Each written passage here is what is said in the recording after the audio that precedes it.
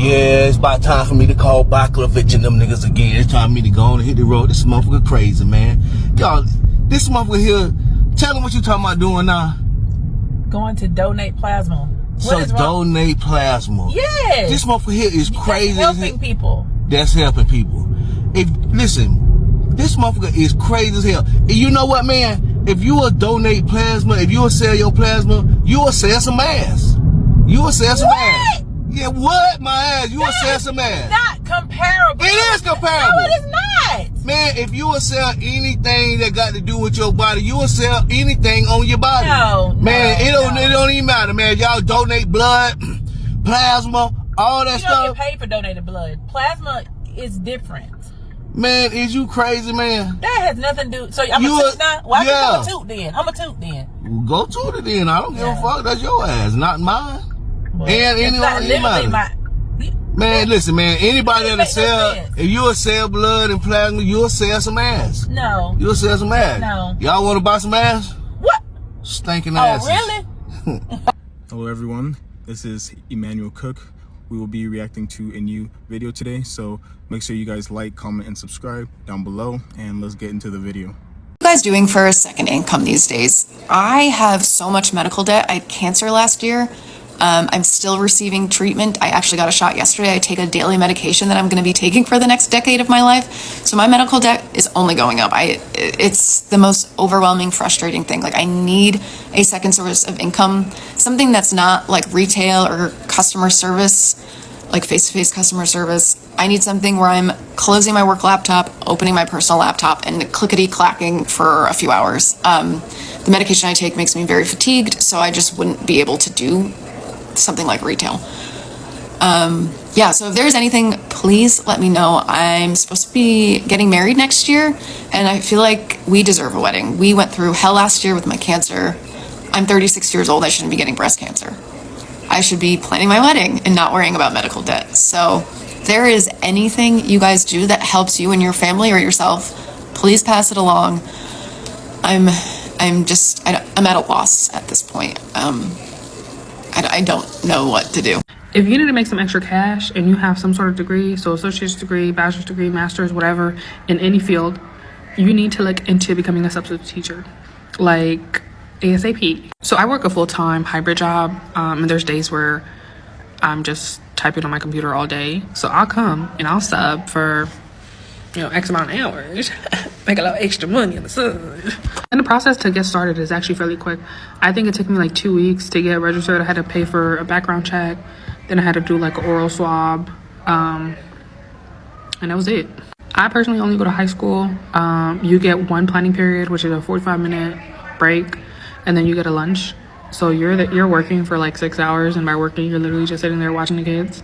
So easy. And in my district, I think the pay rate is from like 120 to 170 per day. And that's based on the school and your education level. But yeah, I come, bring my little laptop with me, do my work. Chef's kiss. So I've always talked about how I strongly recommend always having multiple sources of income. I've pretty much always had 2, 3, sometimes 4 streams of income. And I know that's easier said than done. So I'm going to give you a timeline of all the jobs I've had that made it possible. Starting when I was 15, I applied to work at the new Puma store as a sales associate, and I was a horrible sales associate because I didn't want to pressure people into buying things because I don't know their financial situation. So at the end of every shift, we would go through the top salespeople. I would always be the last one at the bottom. Yet somehow I ended up getting a job with Puma head office in Germany. So I moved to Germany when I was 18, and then I went to Spain for a little bit, also with Puma. I was driving a sailboat. I was peeing in a sink for a few months, but that's for another video. Came home, finished college, went to university. That's when I started bartending. So I was bartending maybe 4, sometimes 5 nights a week. At the same time that I was doing that, in the summers, I would be a camp counselor. So I would work Monday to Friday as a camp counselor, and then Wednesday, Thursday, Friday, Saturday, after camp, I would try to sleep for 2 hours and then rush to bartend and then work until like 5 in the morning and then go to camp. At the same time, I was writing freelance, maybe like 4 or 5 articles a week and making a few $100s with that. So I did this all throughout university. Then at 25, I think, I'm like, okay, this is way too old to be a camp counselor. So I let that go. I replaced that job with opening my own e-commerce business, which I ran for 7 years. So I was bartending, I was still writing, and I was making money on my website. After university, that's when I got my job with the fashion brand and when I was working on cruises. It became too difficult to work corporate and bartending, so I dropped the bartending even though that was like really good money. But I continued my side business, which was tough because I was traveling 60% of the time for my corporate job, but orders needed to be packed and returns needed to be done. And so my mom really helped me during that time. So once I was working corporate, I had 2.5 jobs because I was still kind of writing. Did that until COVID hit, and then we all lost our job in fashion temporarily. That's when I started focusing full time on my side business. And because I had never focused full time on it, finally it took off and I was able to not go back to corporate. That is also when I started my TikTok, and somehow it grew and now I'm making money with that. Got pregnant, had a baby, and I decided that I would put my business on hold because we were going to Thailand for a few months with the baby. It would have been too difficult. So now for the first time in like 20 years, I only have one source of income, TikTok. And I'm in the process of deciding what, how, when, who, how to reopen my business if I want to, and if not, what other source of income can I have? Anyway, if you're still here, bye. I feel like I just want to say something real quick because I feel like this just resonated with me today, and this might make sense to somebody else. It might motivate somebody else. It may make somebody else be like, oh yeah, bitch, you right. Okay, make sure y'all learning something new every year. Make sure that y'all are setting yourself up so that if something happens with your normal 9 to 5, y'all business, whatever the case is, that y'all have multiple streams of income coming in. So let me just tell y'all something that has happened to me. So I have a lot of different things going on, a few different ways that I make money, if you will, right? Now, one of my funding sources is extremely delayed, extremely behind with payment. I'm talking like I'm like $5,000 behind with payments, right? What would have happened if that was my only income source? But it's not. And that's the moral of my story. Make sure y'all learn new shit every year. So this is fitting because I'm actually literally about to go into work right now. My top tip for this is to find a job that's flexible, whether it is teaching Pilates. I used to do that and that was a really good flexible second job for me. Or what I recommend the most is either serving or bartending because it's so flexible. You can get off of your 9 to 5 and you can go straight there. And I only serve, I don't serve too late at night. And so it actually works with my schedule and allows me to have a life, and I make tons and tons of money doing it. So I recommend something that's flexible like that, and it's really super easy to get hired at places like that. Have you guys ever used those survey apps and then you get all the way through the survey and you're about to end it and then it closes and it's like, uh-oh, the survey is now closed. It happens every 24 hours. Like, girl, I was just in the survey, and then they'll only give you 2 points when it was worth like $1.50. What kind of shit is that, survey junkie? I have attempted to do those surveys in the past, and as for me, it's really a scam. It's not really worth it. You only get like a few cents per survey. To make actual money, you have to do about 100 surveys or more per day, and I think that is just a waste of time.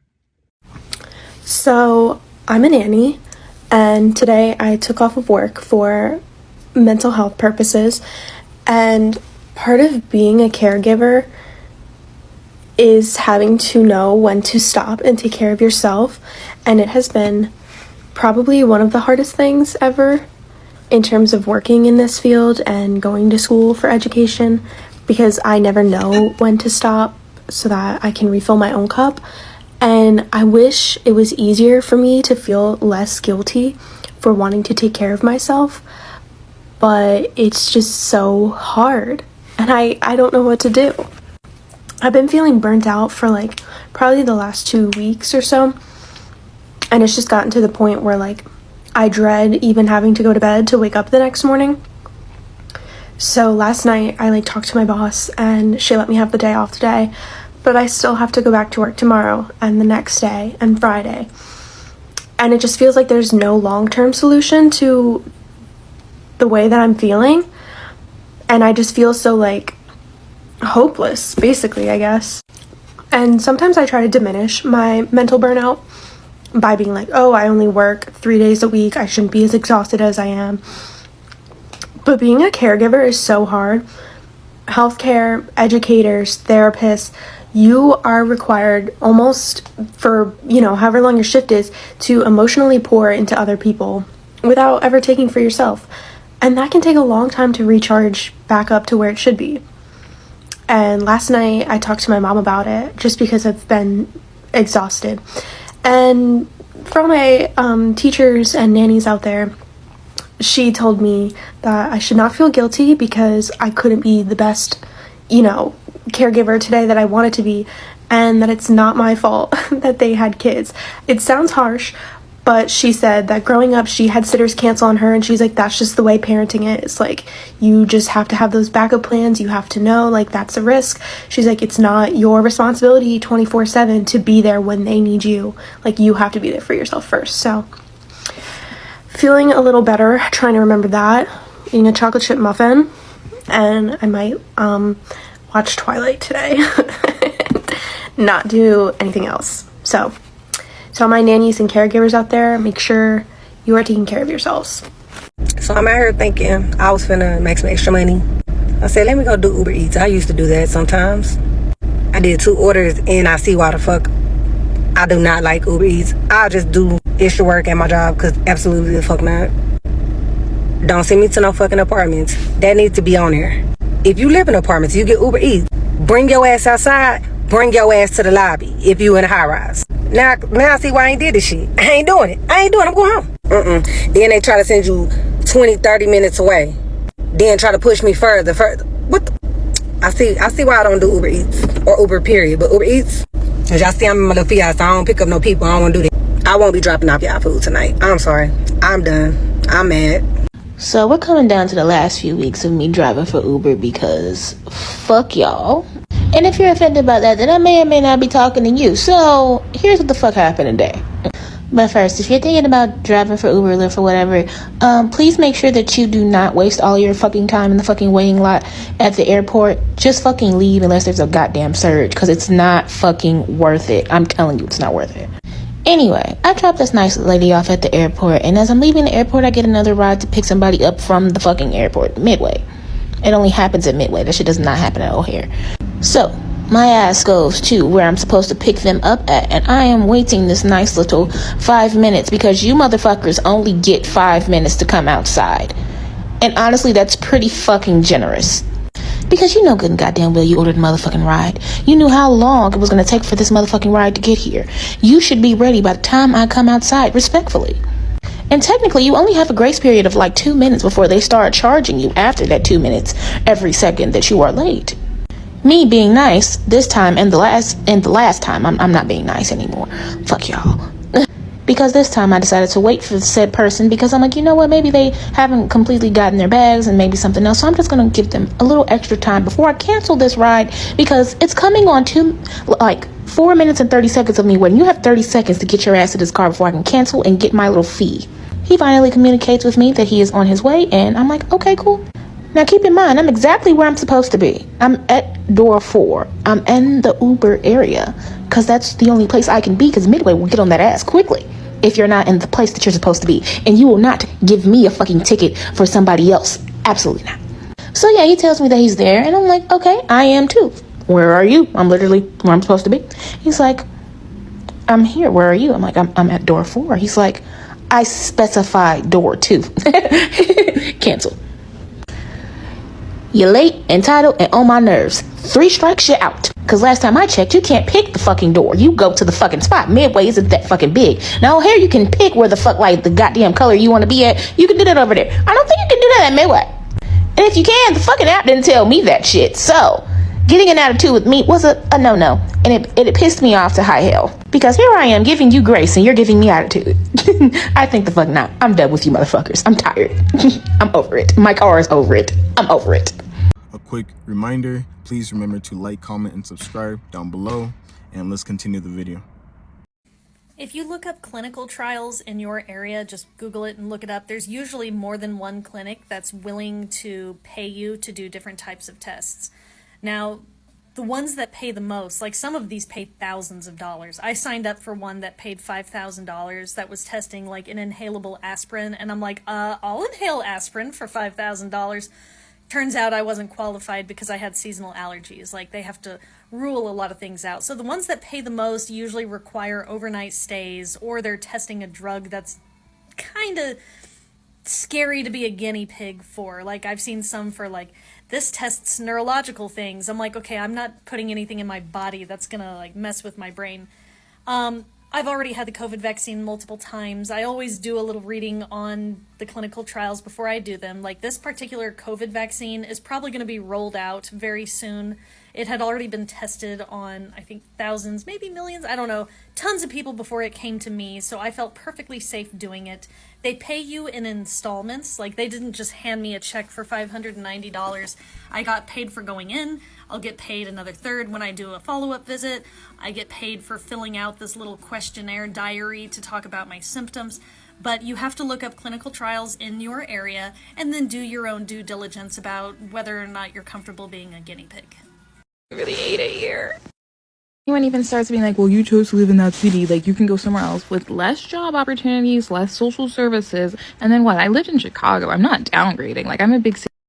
I've honestly had 2 jobs since I've moved here, and it's been fine because the jobs haven't been like crazy. You know, I was at Starbucks for 4 hours and I was a host for 3 hours. I had lots of days off, lots of time off. But now that I'm a server, I really don't get that. A lot of times I'm working 6-hour shifts on top of each other. And because I'm addicted to the money, I'm like, okay, let me pick up another shift. Let me pick up another shift. I can survive off just one job, but it's like my bills will just be paid. I won't have any money to go out and do anything fun. I won't be able to save. I won't be able to pay down my credit cards, which is like definitely one of my big goals this year. I want to pay off my credit cards and I want to get a car. So in order to do all that, of course, I need 2 jobs. It's just so hard because I feel like I have so much mental clarity when I'm only working one job. Like, I have the ability to keep my room clean. My ADHD symptoms are pretty much like kaput. I have actually the mental energy to be like, let me actually restructure my resume so I can get out of the restaurant industry, which is another one of my goals for this year. But I'm also so stressed and so anxious because I don't have dual income. So I'm just like, what if I want to go out to eat? What if something happens? What if there's an emergency? So I like the stability, like the financial stability that comes with having 2 jobs. When I have 2 jobs, my life is just disarray. I guess I technically do have free time, but it's like I talk to people all day long. And so I come home, I don't want to talk to anyone. I just want to go completely silent. And then I don't want to like do anything. I don't want to clean my room. I just want to sit and scroll on my phone and then go to sleep. And it affects every other aspect of my life too, because like I don't have time to go to the grocery store and cook all the time. So then I'm like, oh, let me eat fucking hamburger from work. Let me have a frozen pizza. My pants aren't fitting. Try and find like some influencer marketing coordinator job or something to be like an office job and then only serve a few days a week to just get my life back and probably still make the same amount of money, because I can't do this anymore. I fucking hate working. I literally don't even want to fucking work. Yes, I think a second job or multiple streams of income right now is very important since we're like in a recession or about to enter a recession or whatever. The club is good money, but it can be slow and it's just unpredictable. So I would say for sure, keep your 9 to 5. In this year 2025, job security is not a thing anymore. A few years back, it used to be a thing, but in today's society, it is not a thing whatsoever. So just in case you get laid off, you will be good regardless. Having a second source of income is like having career insurance from your 9 to 5. Before I started my full entrepreneurship journey, I sold health and life insurance. People will give anything just to know that that's taken care of. Having that peace of mind that everything is taken care of is everything. And you can't put a price tag on that. Having a second source of income, whether that's another business, whether that's your side hustle, whether that's investments, a side gig that you have on the side like DoorDash or something, just having that in place is everything. And I don't think you really understand that until you start something and you're like, oh shoot, I feel so much better. We do live in like a day and age where probably won't be able to retire from just your 9 to 5 job. Just the reality of the situation. Having something else in place where you feel like you are in control of your finances, ooh, there's not a price tag that you can put on that. I've been thinking about starting a side hustle or starting a business or, you know, starting investing. Like, just do it. Just do it and start today, start small, start with baby steps, and your future self is really going to thank you. Finish making these sandwiches. The reality of actually doing a side hustle in your 20s, because I think side hustles are so glamorized on social media, which is great, and I definitely fall into that trap because I'm sure a lot of people have found my page before because I talk about how I've made 90k over the last 2 years with my side hustle, which is 100% true, but I want to actually give you a reality check of what it's like. I'm going to tell you the unglamorized side of side hustling and what the reality really looks like. Firstly, the reality is that I sit at this desk all day, every day. And I'm not joking when I say that. I wake up at 5 a.m. every single day and go and sit at this desk. And then I have a bit of a break, hardly anything a lot of the time, and then go straight into my 9 to 5. That brings me on to my second point. It's a lot of hard work and you do have to make sacrifices. And my friends always say you cannot have 5 fingers up about friends, family, relationships, health, and career. Realistically, you can only have two that you really focus on. I'm focusing on health and work, which of course means that my relationships have taken a backseat when I'm really focused on my side hustle. Obviously, this is not always the case. I definitely am conscious about how much time I spend with my family and friends, which is hard because I am actually an extrovert in general, which you can probably tell. Spending less time with the people that I love is hard, but I know it's only for a shorter period of time, and I try not to do it for longer than like 2 months, 3 months at a time, and then I'll switch the other way. The next one will probably shock a lot of people, but I have not taken any money out of the business. Everything that I've spent on the business has been expenses and stuff like that. I haven't taken any dividends out, I haven't taken any money out of the business. So my life and that 90k has not changed my life in any way because it's just sitting there going into savings. Any money I do spend is actually money that I have made with my full-time job. Those are 3 reality checks of actually having a side hustle.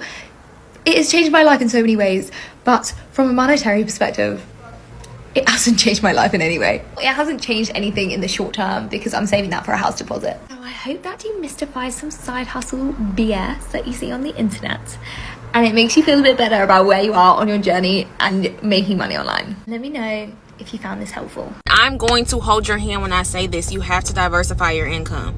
One little source of income is not going to do it for you. Being an entrepreneur, being in business, it's a roller coaster ride, baby. Up, down, up, down, up, down. One source of income, that's one step closer to being broke all month over again. You shouldn't have to sell the plasma out of your body to get by. You shouldn't have to monetize your hobbies, the things you should be doing for fun, just to have a quick second stream of income. You shouldn't have to take 1,000 surveys a day or join 30 focus groups or play that little bingo, bubble pop, whatever game with the hopes of making an extra $20 so you can eat something decent for dinner. And you shouldn't have hot girl side hustles bookmarked anywhere on your technology. Now, I'm not shaming you if this is your reality, because I get it, because I've been there. These are things that I have done, thought about doing, or continue to think about doing to have some extra money. But what I am saying is that you're not special. That I'm saying that a lot of people have this lived reality, and we shouldn't. You shouldn't have to work multiple jobs, have multiple streams of passive income, and pick up an extra side hustle on the weekend, maybe a little bit of Instacart, so you can have a nice place to live and food on the table for your family, even if your family is just you. And I know we've normalized it, like hustle culture, stay on the grind, get your money up, not your funny up. Like, I know we're used to it, but we shouldn't be. We were not put on this earth to work forever. What I'm saying is, if you're looking for a second or third job, or if you're getting an ad to sell your plasma or any other bodily fluid, or if you find yourself thinking about what chat service you can join that will send you more than 10 cents a text for every lonely person you message, you should be angry. You should be boiling angry. And you should carry that with you into all the decisions you make. So I really have gotten to the point of broke in which I am gladly selling my blood for money or donating plasma, but I'm still getting paid for it, so there it is. So I'll show you guys what the process is like in case you wanted to also sell your blood for money. Okay, so upon checking in, they told me that it was going to be a roughly 3 to 5 hour first visit, just because you have to go through a lot of screening processes to make sure you're eligible to donate. You have to be checked by a nurse. But they had Wi-Fi, so it was totally fine. Just did my homework, and they gave me veggie chips, so that was lit. I'm done. It's dark outside. Okay, now that I'm home, I can tell you about my experience. I had a splendid time, honestly. I made lots of little friends in the waiting room because I did have to wait for quite a while, but they're understaffed, and that's totally understandable. And the Wi-Fi, you know, it's fine. So first off, how much did I make? My first session, I made $135. However, now that I am a current donor, it's only going to take me roughly like an hour each session I donate. You can donate up to twice a week, and you must have 1 day in between those 2 donating days so your body can replenish the plasma it's lost. And there's a deal right now, I am not lying, that if you donate 8 times in 30 days, you get $1,000. I almost passed out whenever I heard that. I was like what? You make money and you also are helping people? So did it hurt? Yeah, I mean, no one really likes getting poked by a needle, but it didn't last long. I drank a lot of water beforehand, so my veins were okay. But the worst part of the entire thing was at the very end, whenever they were putting saline into your arm, and it's really cold. Oh, I did not like that feeling. But the fact that I was only in the chair for like an hour, and it was pretty comfortable, and I was just chilling out and watching a show, something that I could have been doing literally at home, and I was making money and helping people. Definitely a 10 out of 10 side hustle. I will be going back. Let me know if you have any questions, because yeah, I think this is a great little deal. Good morning, people. Right now, I'm just waiting for Uber to get hot again. And when it does, I'm gonna go to the hot spots. That's what I do. See, that's what I do. See, I study the map. You know what I'm saying? With Uber, you gotta study the map. So what you do is, right, you look at the map, right? You see the hot spots. They got a lot of hot spots. So this is what you do. You go to the hot spot that pays the most. And 9 times out of 10, that hot spot gonna be on fire all day. So if it say plus 30 in that hot spot, it gonna be 30 all day long. Cause one time I did that. One time I went to that hot spot 4 times, and each time I went there, it paid $30. Listen now, you better listen. And let me tell you, the call center is not for the weak, okay? If you can't handle somebody screaming in the phone, literally the minute you answer that phone, they're already, I was like, hold on, ma'am. Sir, give me a minute, please, because you're already yelling at me. I don't even know, like, we haven't even authenticated you yet. You're already yelling. You're telling me about your wait time. Some people will literally be on that phone like, oh, I almost fell asleep.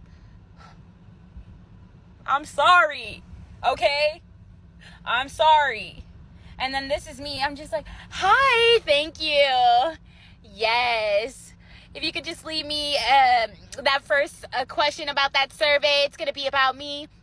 If you could go ahead and just do me that favor, and please do me that favor and fill out that survey. I just want y'all to know, okay? When people ask you to do the survey, it's because they need you to do the survey. It's not because like, oh, I'm just throwing that out there. No, please do that survey, okay? And if you leave anything less than an 8, nothing. That survey was literally for nothing, okay? You literally just left that survey for nothing, okay? So then there's people out there like, oh yeah, you're such a great asset. Am I a great asset?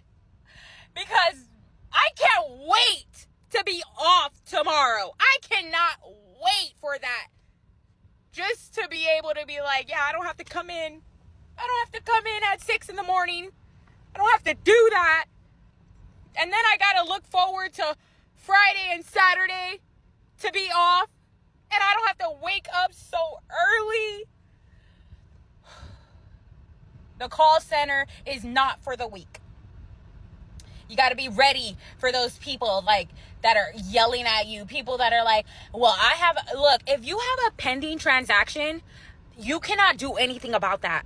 That pending transaction, we cannot do anything about it unless it is fraud. If it is pending, we can't do nothing. Until it is officially posted, then we can do something about it. But if it's pending and it's not fraud, I'm sorry. Whatever, gotta chase the bag, gotta get that money. So, till Wednesday. I don't know how people can work in a call center. And there are people being rude, screaming on the phone for 8 hours a day. That will take a huge toll on your mental health. They start their calls around 7 or 8 a.m. That is very early to be getting yelled at. These are all the things I'm doing to afford my life in New York City. Backstory, I left my 9-to-5 and now it's up to me to make money for myself, which is a little scary. But these are my 6 streams of income I just counted. I don't know if I'm missing things, but I don't think I am. First things first, I make UGC content for companies, and I post it on a separate account, which is not on my main social media account. I'm doing this every day. It's a simple concept, and I think it's a great way to make some side money. Second, I'm doing sponsorships with brands. Since I'm still a new creator, this is not often. Last month I got lucky with some sponsorships. Third, I've talked about this before, but TikTok Shop. I don't post many TikTok Shop videos. I have 2 to 3 videos up, but they do honestly give money, especially because one of the brands has put ad money behind my video, which pumps out that video a lot, which gets me a lot of sales. So I definitely recommend as a side stream. I, however, don't think you should spam TikTok Shop posts. It comes off a little salesy. Fourth, which is my most relevant stream of income, is my Pilates classes. So as you guys know, I host $25 reformer classes in Flatiron. I do group classes, and then I also have privates, which have honestly picked up these past 2 months. I'd say before December, I was only doing group classes, but now I'm doing privates, semi-privates as well, which is just you and someone else, like your friend or your boyfriend.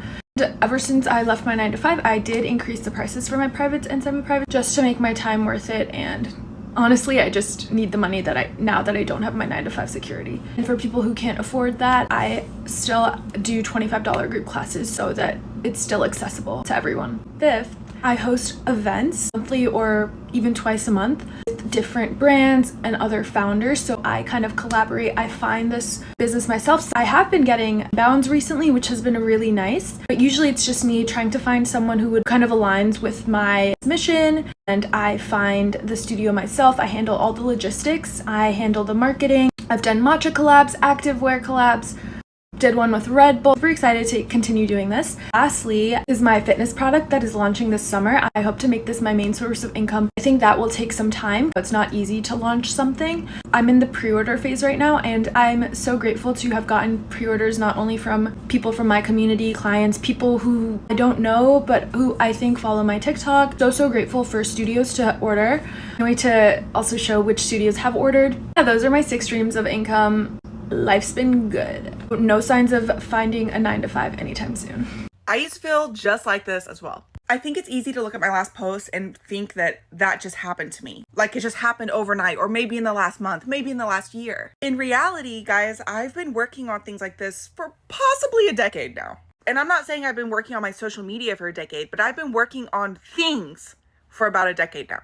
And each of those things that I quote unquote failed at, I actually learned something from. If you knew me like 6-7 years ago, you might remember that I started an online business called For Your Event. I had this great idea that I wanted to be the escort for people's animals so that they could attend their weddings. Because at my wedding, my dogs couldn't be there and I was so upset about it. Problem, solution. I loved this idea so much that I wanted to make a business. The timing of this business wasn't exactly right for where I was in life, so I put it on the back burner. During this time, my husband had started an online boutique called Boho & Co. It was bringing in some money and we kind of liked it, but we weren't super into it, so we decided to put that one on pause as well. We also had a caregiver business called Shelton Caregivers, and that really only worked while we were in nursing school. What else did we do?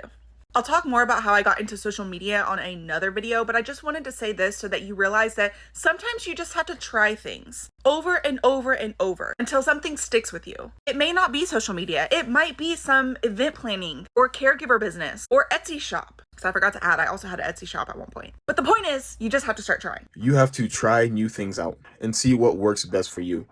And the thing is, you don't know what will click for you. You have no idea. So try them all and see which one works the best for you and attempt to scale that up as high as you can. I appreciate you guys watching the video today. Please make sure to like, comment, and subscribe down below, and I'll see you guys in the next video.